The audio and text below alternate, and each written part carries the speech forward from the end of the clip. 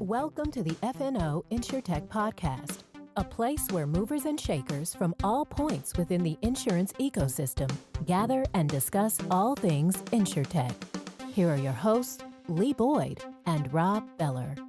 Hey, podcast world. What? You think you can get rid of us that easy? You think that by not downloading our episode or not listening to it, that means we're going to go away? The answer is no, we're not. It's another edition of FNO InsureTech for your insurance technology edification. Isn't that right, Mr. Boyd? That's so right, Rob. If nobody listens to us or downloads us, we're still here. It's like if the tree falls in the forest, does it make a sound? If you don't download this thing, we're still yapping away. We're still here. I was going to say, if you don't download our podcast, does it exist? Oh, it exists. And you know that we're talking about something good. And you're just not going to be able to talk about it in your next meeting. And that's why people listen to the podcast. That's right. So they have something to talk about in their next meeting. People listen to our podcast for the same reason we do our podcast, and that is so that we can appear to be intelligent, even when we're not. We can appear to be. That's why people listen to our episodes, so that when they sit in a meeting in an insurance organization of one kind or another, they can spout out something. I listened to this super important industry podcast and I heard something. And everybody's like, oh, you're smart. You know what you're doing. And that's our little gift to society. That's what we give you. It is. It is. And it's worth exactly what you pay for. Listen to this podcast. It's a give and take. We give you the knowledge and you give back to us by downloading it. And we appreciate you. And we thank you. That's right. That's right. In fact, today we have on a group, an organization, a gentleman, Wesley Pergament, CEO and co-founder of Sola Insurance. Have you ever heard of Sola Insurance? No, I had not heard of them before you had told me about them. Well, super interesting organization. I thought it was strictly a parametric insurance play, but was I wrong? Well, and I'll have to be honest, I wasn't able to be on this podcast. And so I'm excited about listening to this one. You've been a busy beaver lately. Is that fair to say? I have been. I unfortunately am getting involved in more and more meetings, which has limited my so wonderful time on the podcast. But that happens. But I appreciate you stepping up, taking this one and conducting the interview. And Wesley's going to talk all about Sola. It's very interesting kind of origin story and what got him interested in it, which was living through a hurricane. And then I guess that's a spoiler alert. Like Alexander Hamilton.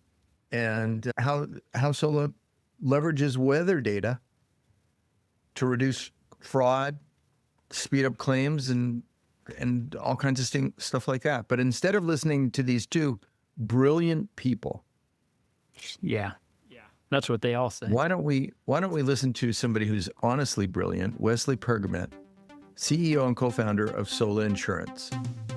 Hey everybody, we are here, just me today. Lee is out and about, and we're here with special guest, Wesley Pergament, CEO and co-founder at Sola Insurance. Welcome to FNO InsureTech. Thanks for having me. It's great. It's great to have you here. I'm very excited to talk to you today because you represent a super interesting and not well-known section of the insurance market, and that's parametric insurance, which I'm sure we'll talk all about. Some of you might have just heard me say that and say, what the heck is that? But you'll be surprised how interesting and well-established it is. So let's start by asking you, where are you coming to us today from? So I'm calling in from our headquarters in West Midtown, Atlanta, Georgia. What does that mean, West Midtown? So you have right off, for anyone that knows Georgia, right off 75, 85, you have Midtown, and then just 10 minutes to the west of Midtown, you have West Midtown. And it's a great area. It's really been built up over the last 5 or 10 years. Lots of great restaurants, great great walking. And we actually just moved into this new office a few days ago, actually. So, Oh, congratulations. So is it kind of the cool place to be is West, not not just Midtown, but West well, Midtown? we were in Midtown earlier this year, and we decided to move over to West Midtown.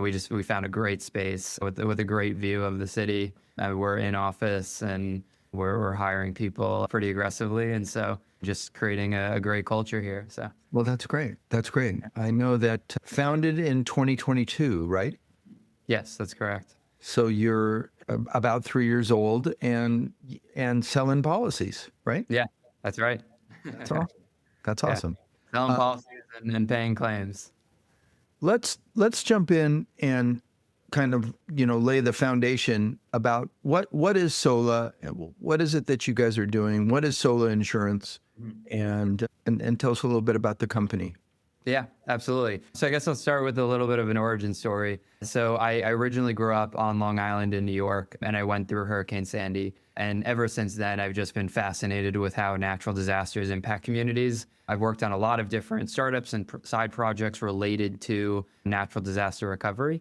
I ended up joining a flood insurance at the time that is now doing something related to financing solutions. So not as much of what I was working on while I was there, but I was specifically brought on and tasked with working on pulling in weather data sets, aerial imagery, and satellite imagery. And I come from more of that engineering background. So I was fascinated with this new technology. And I realized that after these natural disaster events, this data was showing us exactly where the damaged areas are. And that's when I learned a lot more about parametric insurance, being able to use data to trigger claims, ultimately resulting, in theory, in a faster claims process, a less expensive one, and hopefully delivering a better customer experience in terms of what that claims process looks like, instead of needing to send out an adjuster estimating the value of the loss, going back and forth. And so, And the time.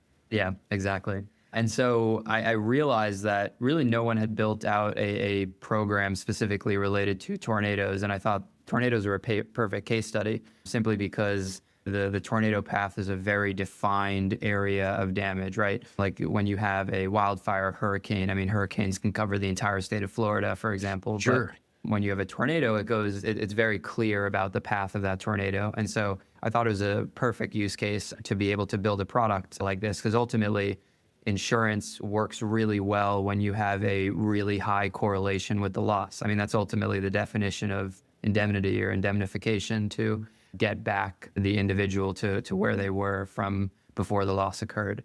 And so this was a perfect case study, because you have these tornadoes, which are a defined path of damage. And if someone's in that defined path of damage, they're most likely to have at least a few $1,000s worth of damage. And so that really became the start of the Sola program. We had this idea for this tornado product that we wanted to get up and running, and we started working on that. And I'm sure we'll get into this a little bit as well, but even before we launched the tornado program, we knew we needed to launch really our full wind and hail comprehensive program. Sure.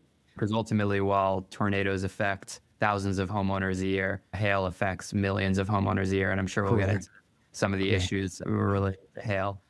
Don't get as much media coverage, maybe, though. Yes, exactly. I think people don't. I mean, obviously, what happened in the wildfires in the Palisades was terrible, but those events certainly are rare. I mean, that was a $50 billion event, and hail caused $60 billion last year, and has consistently caused mid-$100 million losses for the last 5 years, and has been larger than wildfire and hurricane combined, which, as you just mentioned, most people don't realize.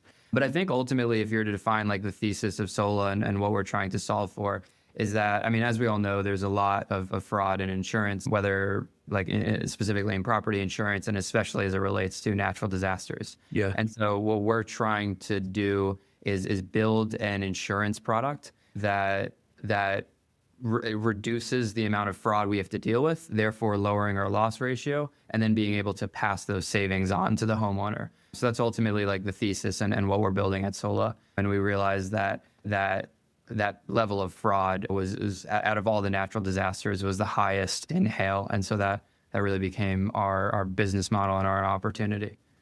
Are you much heavier on your policy count on the wind and hail product? Yes, yeah. So we launched our tornado product a little over 2 years ago, and we launched our wind and hail product 11 months ago. And I mean, our wind and hail product is inclusive of tornado as well, so it's more so like kind of an addition. But I mean, it makes up like Why? more than 95% of our business now. Why did you do it that way? I mean, certainly it's obvious to somebody who understands, the how vast hail risk is versus tornado risk. But why did you start that way? Why we start with tornado and then get the wind and hail eventually. I think at the time, I mean, hail was such a complicated issue, and for us to get reinsurance and proper underwriting on it, I don't even think our team necessarily had the right information or funds or expertise at the time, or trust. I mean, trust is a really important thing with our reinsurance partners, to be able to dive into such a significant peril that, like I said, causes tens of billions of dollars of losses every single year. And so I think, like I said, tornadoes was this like really interesting case study where it was really obvious of like where the damage path was. And so that was a much easier product to start with and convince underwriters that they should back a program like this, because it's kind of very identifiable. And wind and hail is where it becomes a lot more complicated. And so I think as we launched our tornado program and we developed a lot of the underwriting chops and insurance expertise, we became a lot better at what was eventually needed to then launch our wind and hail product at a later point. What's the next product? So the way I like to phrase this is that, like I said, our thesis at Sola is that we're trying to identify the spaces in insurance where there is significant fraud, build a product that greatly reduces that fraud, therefore lowering our loss ratio and passing those savings on to the homeowner. Out of all natural disasters in the U.S., we know that hail has the largest amount of fraud in terms of dollar value. And so we see that as our biggest opportunity out of any other new product that we could expand into. And so I think for right now, we have a really strong and significant runway just on our wind and hail product. And also, for those who don't know, a lot of home insurance carriers are starting to segment out wind and hail coverage as a part of home insurance. It really used to be covered as a kind of major peril, but now wind and hail deductibles are so high that they're effectively excluding most, or home insurance carriers are excluding most of the hail coverage or hail claims that used to occur. By putting in a super high deductible that's nearly unachievable.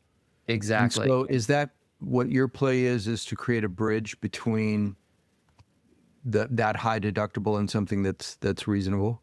Yeah, you're exactly right. The average wind and hail claim is about $13,000, and the average roof replacement cost is about $13,000.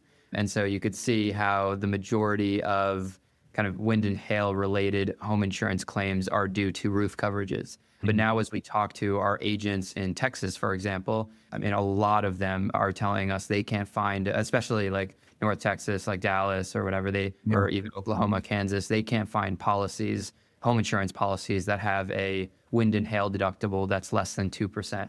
And that's less than 2% of the coverage A or the total home's insurable value. And so average home there is about, $500,000, 2% of that's $10,000. So we're starting to see, like, at the minimum, not even like the average, but the minimum are about like these $10,000 wind and hail deductibles. And so it only goes up from there. And then again, like you just said, you get to a point where the wind and hail deductibles are higher than the cost to replace the roof, effectively excluding roof coverage altogether, which is one of the most common claims in home insurance.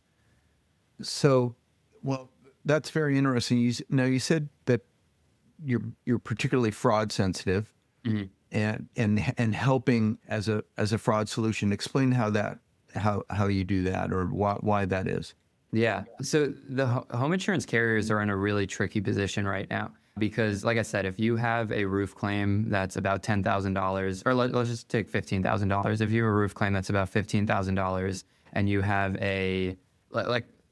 let's go back 5 years when the average deductible used to be $1,000 or $2,000. If you filed a claim for that, you paid for $1,000 of your deductible, and then the roof cost $15,000, so the insurance company gave you $14,000. That was great. But now hail claims have increased so much, and a lot of these roofers and contractors have become very opportunistic in terms of going after homes as soon as a hailstorm came through, saying, hey, I can get your roof replaced and your insurance company to pay for it, even before looking at the roof and whether or not that homeowner actually needed a new roof or not. And so what that ultimately led to is home insurance carriers losing tens of billions of dollars in hail-related losses each year. And so, as we were just talking about, to combat this, they've been raising wind and hail deductibles to ultimately try to dissuade homeowners from filing hail insurance claims. But now the only problem is, if you fast forward to today, if you have a $10,000 deductible and that same roof costs $15,000 to replace, if the homeowner files a claim for that $10,000 roof and wants to get a new roof, it might not even be worth the insurance company's time to investigate whether or not it's fraud or manufactured, or if that homeowner actually needs a new roof.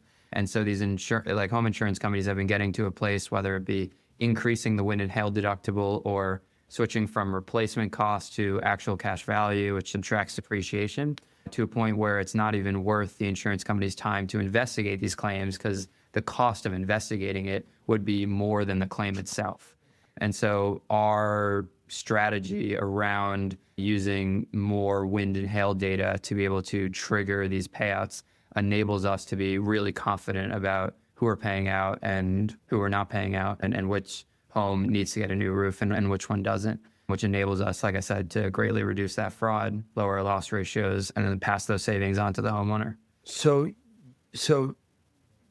walk us through a Sola claim, just so that we understand how you guys come into play. First of all, it's also one of the things that's curious to me is how do you sell this? So I'm guessing that, like in Texas, as an example, where it's not easy to get home insurance anymore. Yeah. The agent says, hey, I can get you written your homeowner's policy with this company, and we'll bring Sola in underneath it or in combination with it. And so the two of them together will take care of you. Is that kind of the pitch that homeowners are hearing? And then once the claim hit, then pick up and tell us about the claim process. Yeah, absolutely. I mean, you're exactly right. Our policy is becoming a fundamental part of home insurance and the total home insurance package. Like, without our coverage, I mean, homeowners would feel kind of incomplete. They're exposed. They're fully exposed. Exactly. And so in terms of our claims process, it is completely separate and not involved from how the home insurance carrier will run their claims process. I mean, they'll run it however they do. I mean, our average settlement time has been a few days. So obviously faster than kind of industry standard in the property insurance space.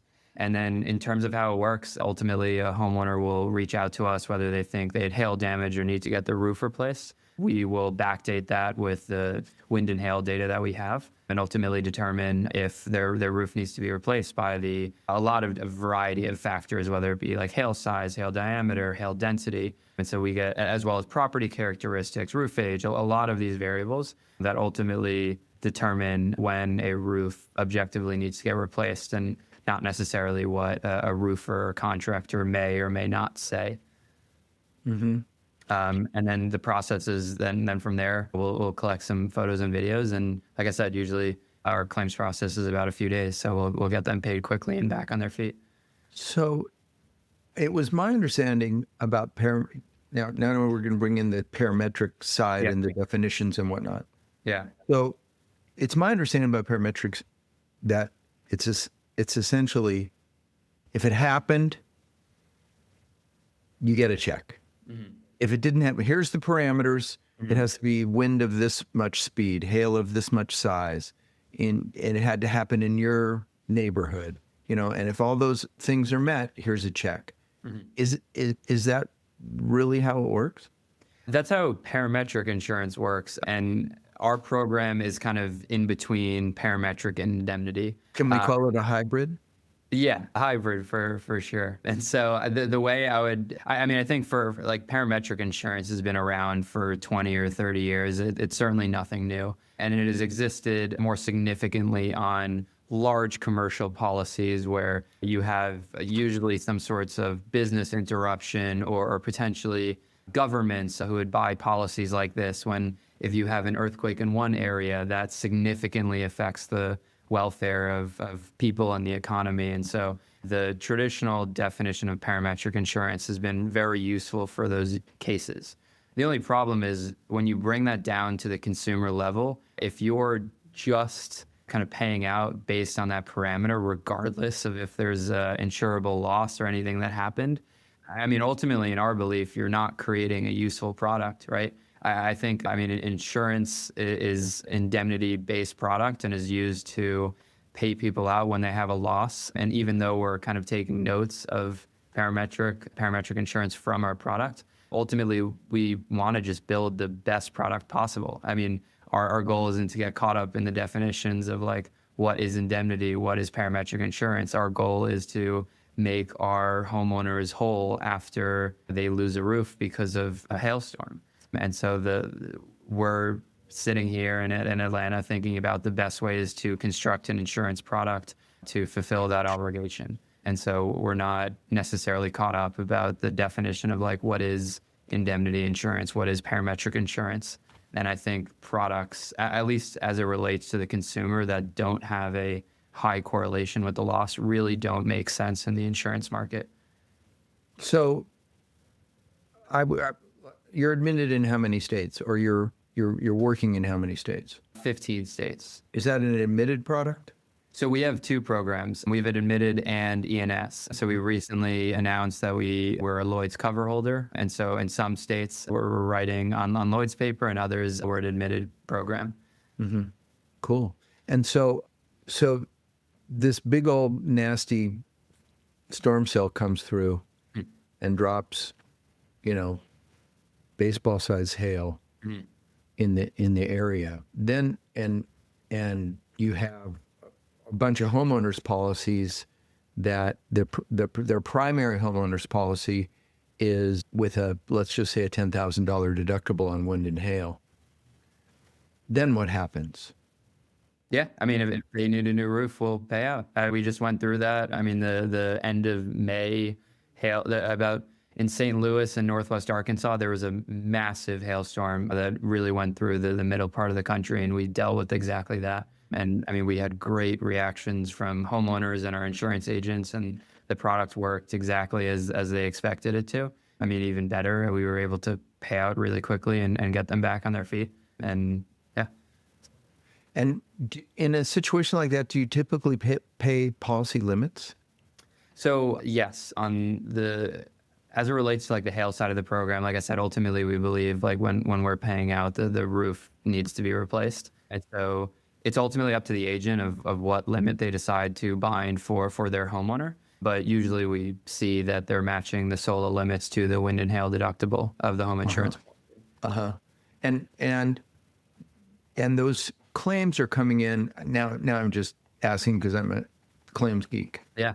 How do they come in? Does the homeowner reach out to you guys, or is typically through the agent? We've had both. Homeowners reach out to us, agents reach out to us. We have a lot of different resources. We spend a lot of time. We know that this product is unique and different from anything that a lot of people in the insurance world have been used to. Sure, they wouldn't even. Homeowners probably don't even. They know that they have it, but they don't know exactly what it does. And that's why we are very, very intentional about the insurance agents that we appoint. We are not we're not opening the floodgates and bringing on every insurance agent under the sun. Our sales team is made up of territory sales managers and account managers, and are very, very intentional about insurance agents that bring on that have a very reputable or have a very good reputation in their community, have a history of dealing with their homeowners' claims very well. We look at their Google reviews. We look at how many years or decades that they've been around.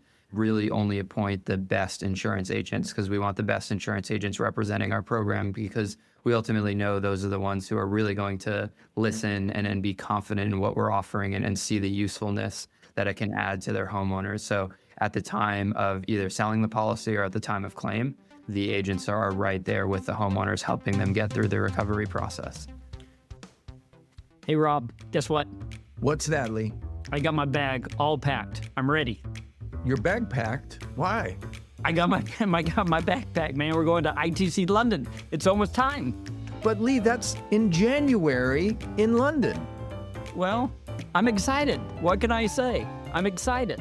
We're going to pack, we're going to go, and we're going to be ready. January 26th and 27th, we're going to be over in London at ITC London.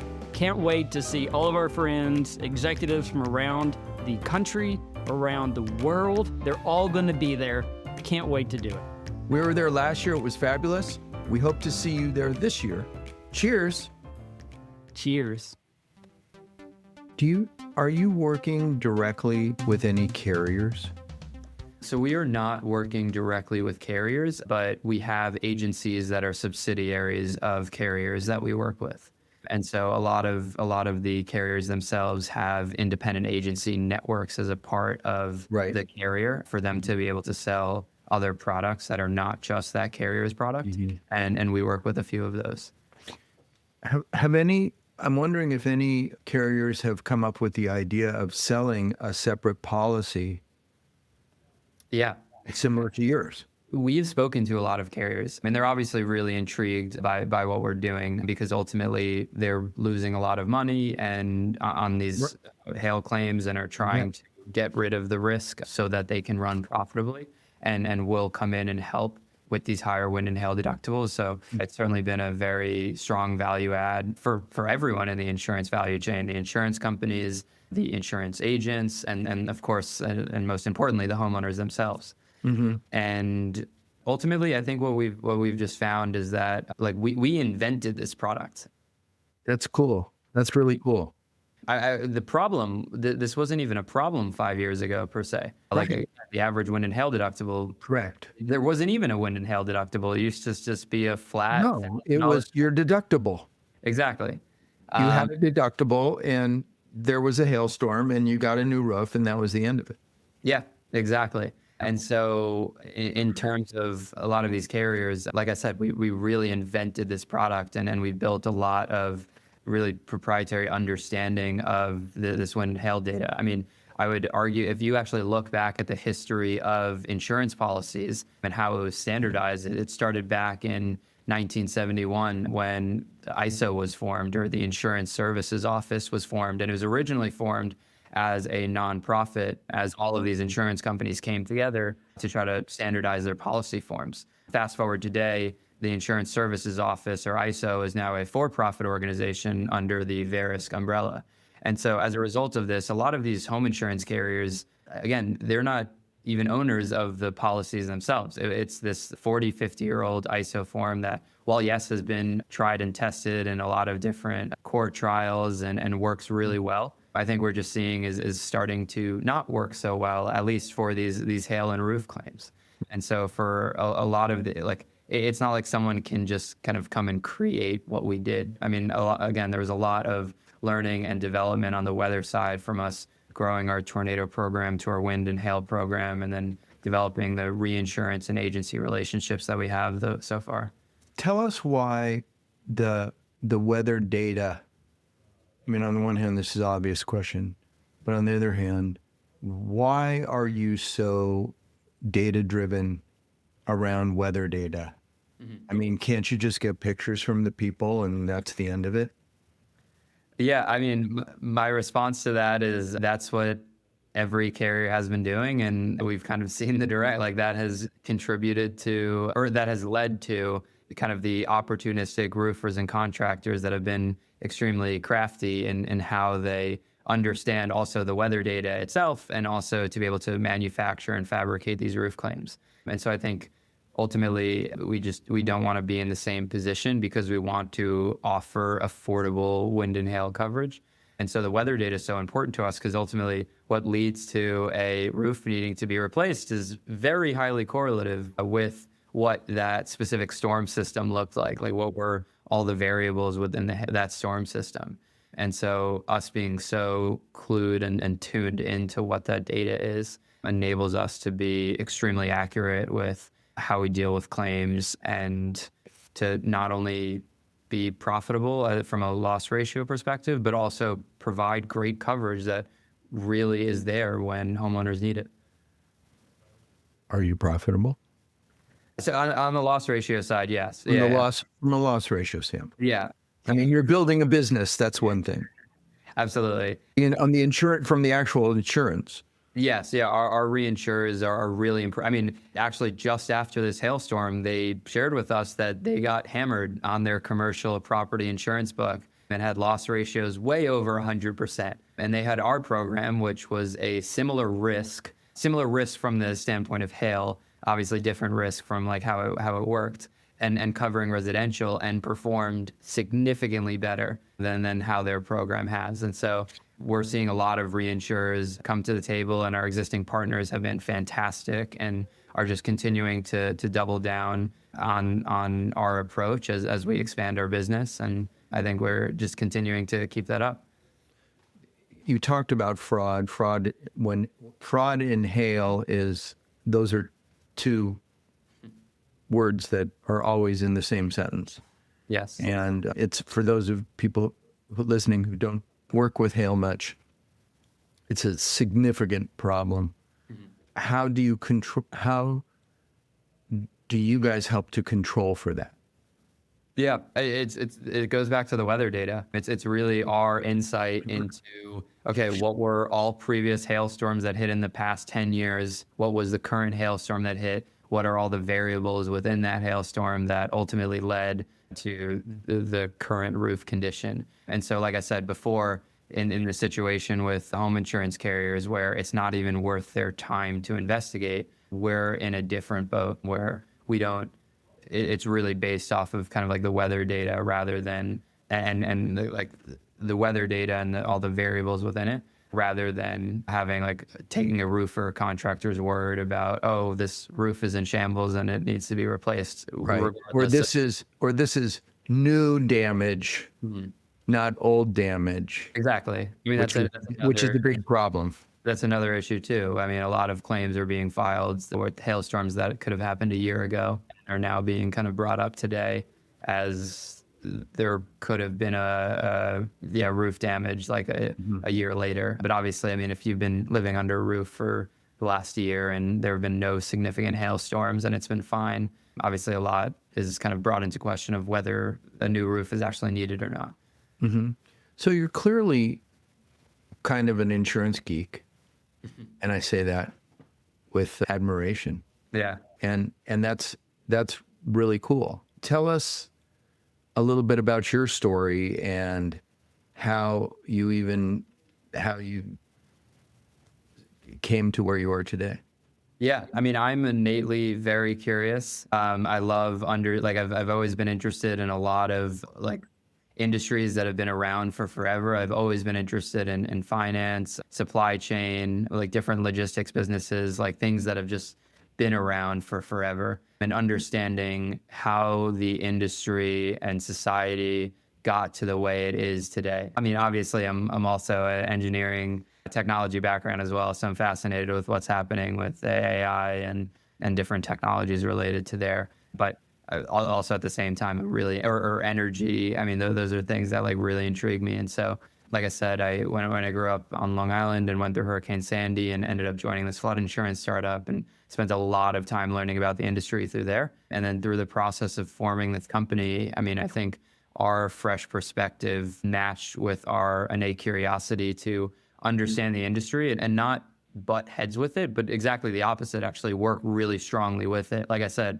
where a lot of these traditional carriers, it's not that we're competing with them. I mean, they don't want this risk. In fact, they're actively looking to get away from this risk. And we've identified a solution to provide coverage and enter this risk. And so, and we've done it in a way where we've made really all parties in the insurance ecosystem happy. Like I said, the homeowners. Very, very, very difficult. Yeah. Honestly. Absolutely. I think we've seen a lot of InsureTechs who have maybe taken a different approach earlier on where they wanted to butt heads with the industry, and we've heard the word disrupt a lot. But I mean, ultimately, I think what we're seeing now today is that I mean, yes, it's great that they've gotten to that place, but they've really reversed their stance in a sense that they are working with the industry in a much stronger capacity than they originally set out to when a lot of these earlier InsureTechs founded their company. And so I think we're seeing all InsureTechs work significantly with the industry rather than saying they're trying to butt heads with it. And I think that's ultimately what just creates a great ecosystem, right? A lot of people still competing in a sense. A lot of the InsureTechs pushed a lot of the incumbents to deliver a better user experience, more transparency, a better brand. And I think a lot of those incumbents followed suit a few years after. I mean, they're certainly not close to where some of those InsureTechs are from a maybe user experience perspective, but getting a lot closer, and I think have contributed positively to the industry. But I think ultimately everyone's just realized is that we're all kind of working together and we're all pushing each other. Mm-hmm. Mm-hmm. I think it's really interesting when somebody can come in and solve a problem that incumbents can't seem to find a way to solve. That's unusual.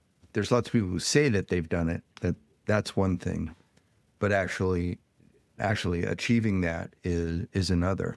So what was it like going through? You must have been a kid during Hurricane Sandy.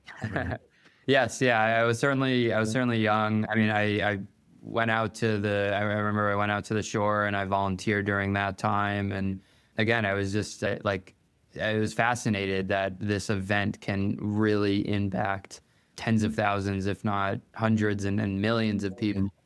And I've always, I mean, ever since I was young, always wanted to work on something that impacted a lot of people. When we really first started Sola, we thought we were going to kind of license our technology and our idea out in the beginning. But ultimately, I think we realized if we wanted to have the impact on the most amount of people possible and get out into market and actually establish ourselves, we needed to build a lot from scratch and build it from the ground up, build our own identity, our brand, our own underwriting practice, our own agency relationships. And then we went out and did that. How InsureTech is your underwriting process? It was built all from scratch. What's really interesting is we have taken our models and what we've built and we've put them in the kind of Verisk Air catastrophe models or the RMS catastrophe models, because ultimately the way our reinsurers need to understand our business is by the simulations and things that have been around for the last few decades. And so Sure. We put a lot of our solutions into there. But ultimately, every single time, our model is built very specifically for our use case. And so it's really hard to dial in exactly what you need to in these these industry standard CAT models, because it's not built for a parametric or a kind of pseudo parametric solution. It's based off of really this indemnity solution where and the history of indemnity is really based off the likelihood of a homeowner to file a claim, not based off the likelihood of an actual peril to occur. And so that's how a lot of these CAT models have been constructed, which is why a lot of premium is so heavily weighted on previous claims filed or things like credit score, for example, because it's so dependent on how much of a risk they assess you as an individual rather than maybe the objectivity of a hailstorm, which again doesn't necessarily care about your credit score or how many claims you filed previously. And so parts of the insurance claims that we can find as objective as possible, we're trying to go after in a sense. So it's interesting. Lee and I have been to London several times, and we've been working on. We just opened our company opened a London office. We're active in that marketplace.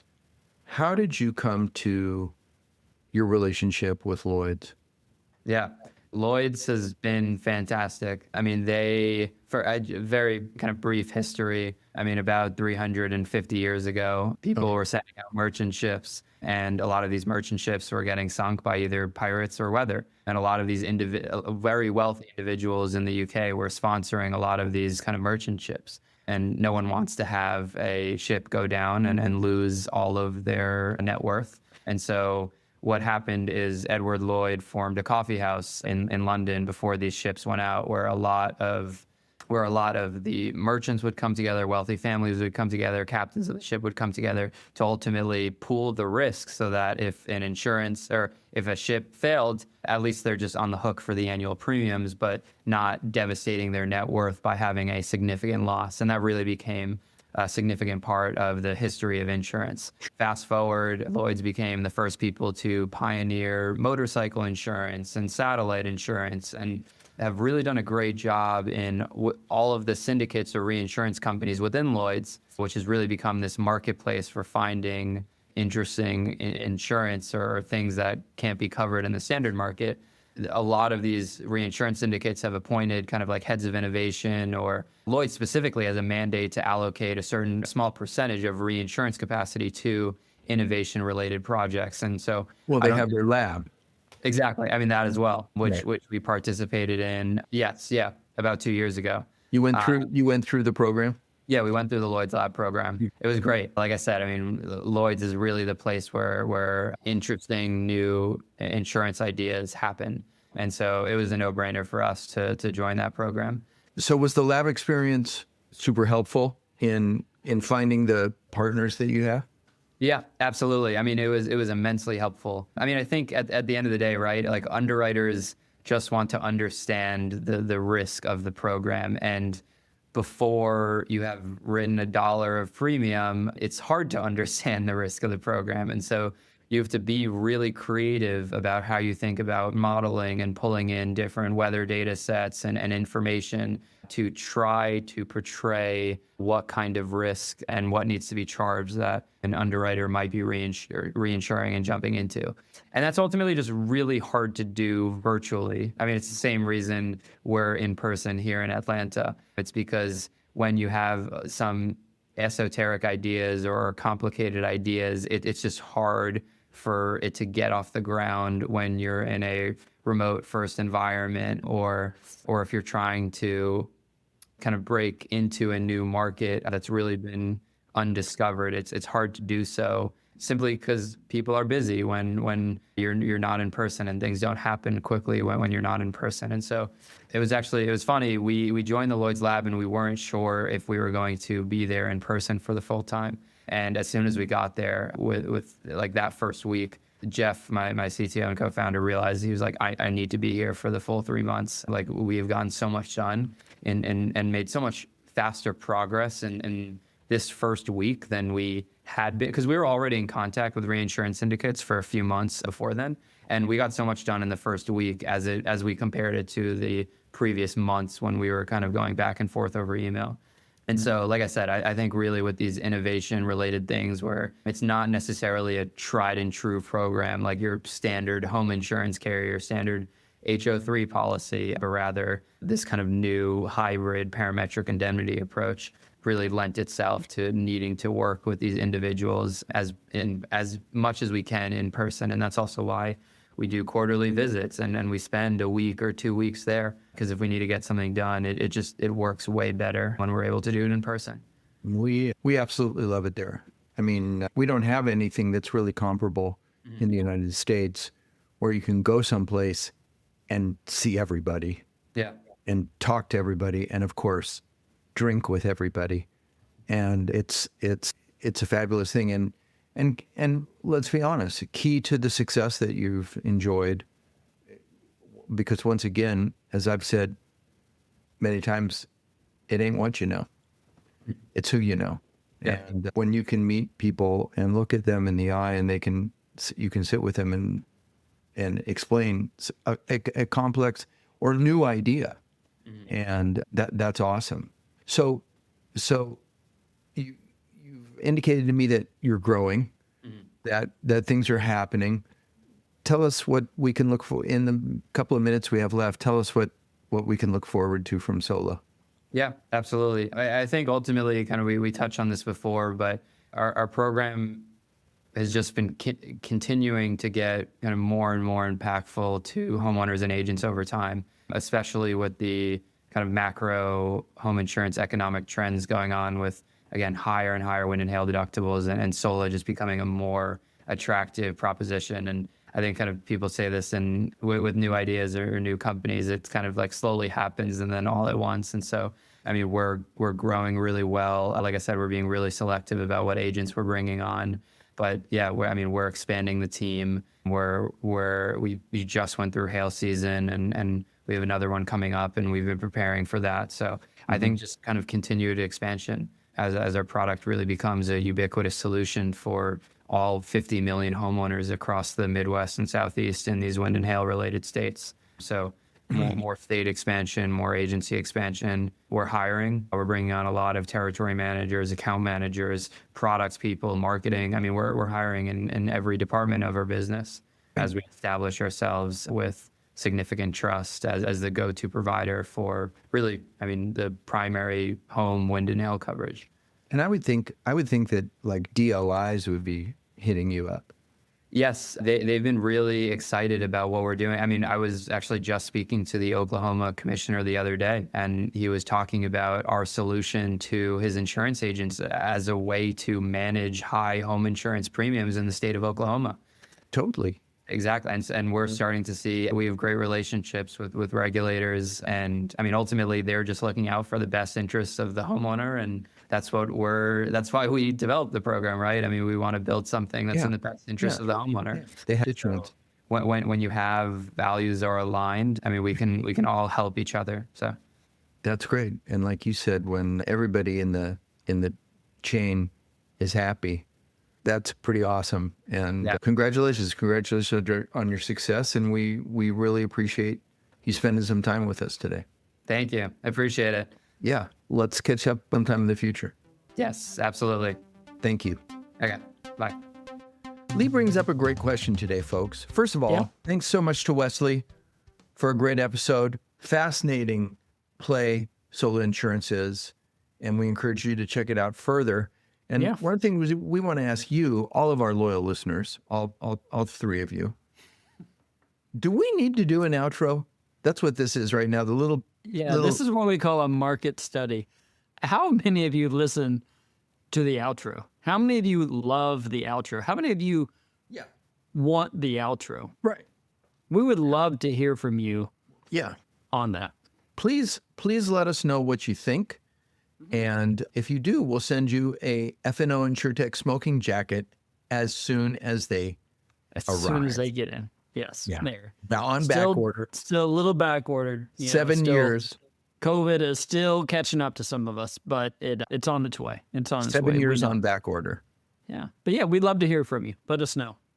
Thanks to Wesley for being with us today, and to all you for listening, and to our intrepid producer, Israel, for everything that he does. And until next time. Goodbye, everybody.